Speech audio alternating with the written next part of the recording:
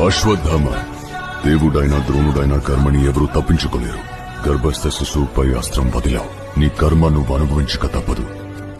అయితే సంధించ చక్రం, విధించు నీ శిక్షని. చావు నీ శిక్ష కాదు అశ్వత్థామ, అది నీ ముక్తి. కాలాంతరం పాండవులందరూ చనిపోతారు. నా శరీరము మరణిస్తుంది. ఈ యుగం అంతరిస్తుంది. కాని నీకు మరణం రాదు. వేలాది సంవత్సరాలు నీ గాయాలు మానక, చావు రాక, బ్రతకలేక ఎన్నో పాపాలు చూస్తూ ఒంటరిగా జీవిస్తావు.